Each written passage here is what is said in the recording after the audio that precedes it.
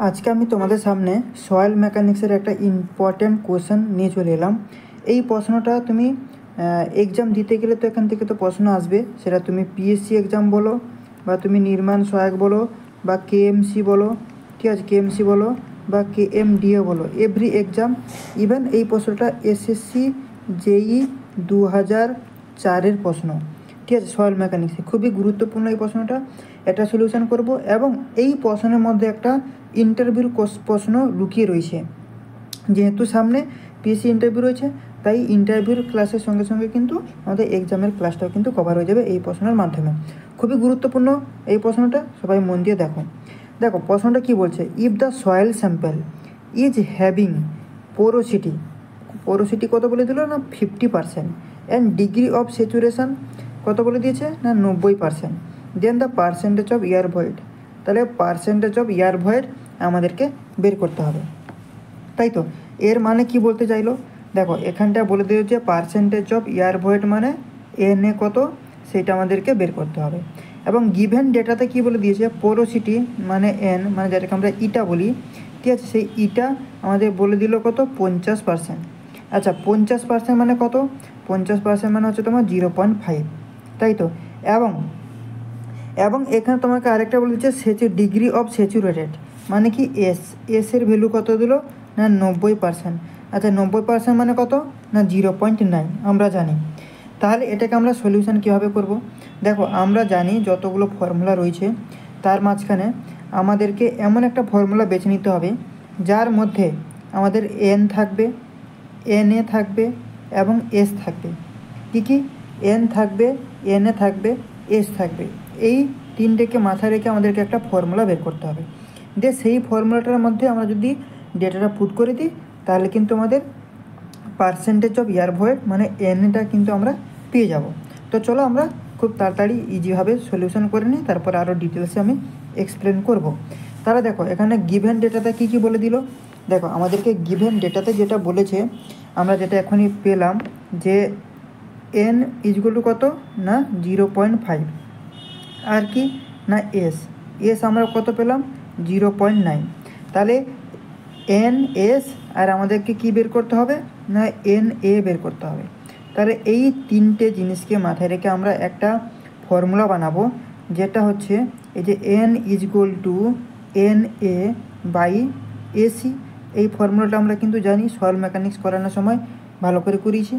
যেখানে এন মানে এই যে ইটা মানে কি পোরোসিটি, কি পোরোসিটি কী জিনিস সেটা সম্পর্কে বলবো। এবং এন এ মানে কি, এন এ হচ্ছে তোমার পার্সেন্টেজ অফ এয়ার ভয়েড, কি পার্সেন্টেজ অফ এয়ার ভয়েড। আর হচ্ছে তোমার এসি মানে হচ্ছে তোমার কি না এয়ার কন্টেন্ট, ঠিক আছে। এসি মানে হয়ে যাচ্ছে কি আমাদের না এয়ার কন্টেন্ট। তাহলে দেখো এইখানটা যদি আমরা পুট করি, তাহলে এইটাকে আমি কীভাবে লিখতে পারবো, দেখো এন একে আমি এন এ লিখলাম বাই এই যে এসিটাকে আমি কি লিখতে পারি, আমরা জানি যে দেখো এসি প্লাস এস ইজগুয়াল টু 1, এটা কিন্তু আমরা জানি। তাহলে এসি ইজগুয়াল টু আমরা কি লিখতে পারবো 1 মাইনাস এস, এইটা আমরা লিখতে পারি কি না, ডেফিনেটলি লিখতে পারি। তাহলে এই যে ভ্যালুটা এই এসি জায়গায় পুট করে দেবো। তাহলে আমরা এখানে নিচে কি লিখবো 1 মাইনাস এস, তাই না 1 মাইনাস এস। তাহলে এখান থেকে দেখো আমি কীভাবে সলিউশন করব এইটা, তাহলে আমি এখান থেকে এন এর ভ্যালুটা বের করে নিতে পারবো। তাহলে এন এ ইজগুয়াল টু কি না এন 1 মাইনাস এস, ঠিক আছে।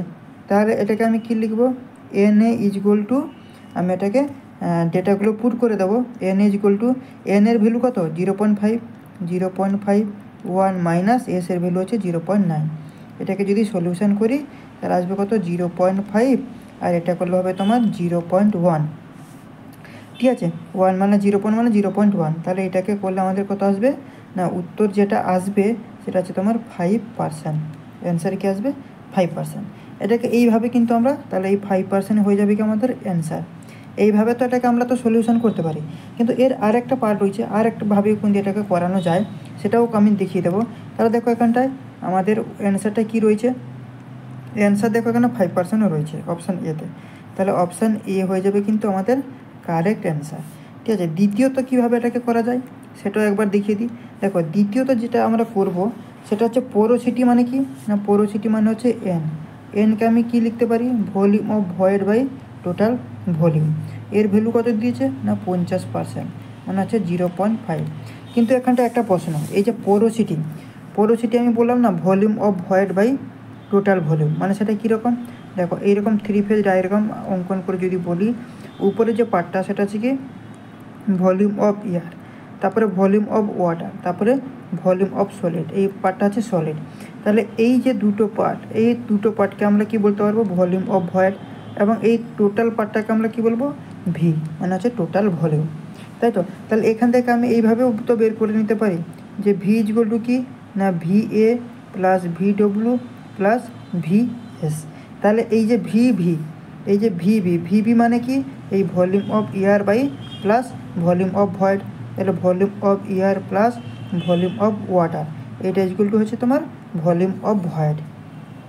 দেখো এই পোরোসিটি থেকে একটা প্রশ্ন তোমাকে আসবে, এই পোরোসিটির একটু আগে আমি যদি যাই, তাহলে কি হবে না ভয়েড রেশিও আমরা বলেছিলাম। তাহলে ভয়েড রেশিওর ক্ষেত্রে আমরা কি বলেছিলাম, ভয়েড রেশিও মানে ইজগুয়াল টু কি না volume of void by volume of solid. আর কি ইটা মানে হচ্ছে পোরোসিটি, সেক্ষেত্রে কী বললাম volume of void by total volume. কিন্তু এখান থেকে ইন্টারভিউর একটা প্রশ্ন আসে, কি ইন্টারভিউর প্রশ্ন আসে, এই দুটো দিয়ে দেবে, দিয়ে তোমাকে বলবে হুইচ আর সিগনিফিক্যান্ট, কি হুইচ আর সিগনিফিক্যান্ট, এর মধ্যে কোনটা মানে গুরুত্বপূর্ণ একটা কিন্তু তোমার প্রশ্ন, অ্যাকুরেট রেজাল্ট কোনটাতে আসে তোমাকে বের করতে বলবে। তখন তুমি কি বলবে, দেখো ভয়েড রেশিও মানে আর মানে এখানে তোমার কি হয়ে যাবে হুইচ আর মানে কি আমাদের অ্যান্সারে কিন্তু হয়ে যাবে ভয়েড রেশিও। কেন ভয়েড রেশিও হবে সেটা তোমাকে বলছি। দেখো তার আগে বলে দিই পোরোসিটি কেন হবে না, সেটা কিন্তু জানাটা ইম্পর্ট্যান্ট। পোরোসিটি হবে না কারণ যে টোটাল যে তোমার ভলিউমটা সয়েলের মধ্যে চেঞ্জ হতে পারে।